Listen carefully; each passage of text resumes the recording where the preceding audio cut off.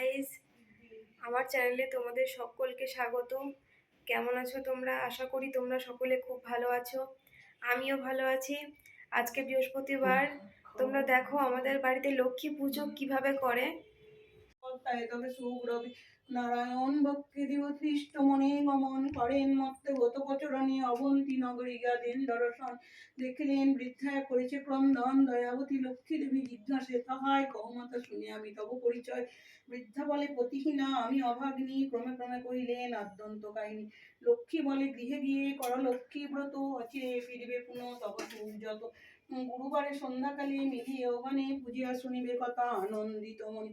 দারিদ্রতা দূরে যাবে, শান্তি পাবে সবে, বাড়িবে সম্পদ, তাই তবে সুগ্রবে নারায়ণ ভক্তি দেব খ্রিস্ট মনে গমন করেন মধ্যে গত প্রচরণে অবন্তী নগরে গিয়া দেন দর্শন দেখিলেন বৃদ্ধা দন্ত কাহিনী।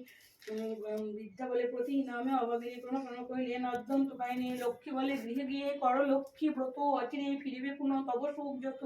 গুরুবারে সন্ধ্যাকালে লয়ে বধূগণে করিবে লক্ষ্মীর পুজো সব এক মনে, গৃহে ফিরে বধূ লয়ে কর লক্ষ্মী ব্রত। হিংসাদের হল অন্তরিত মা লক্ষ্মী করিল তথা পুনঃগমন, অচিরে বৃদ্ধার প্রিয় শান্তিনিকেতন।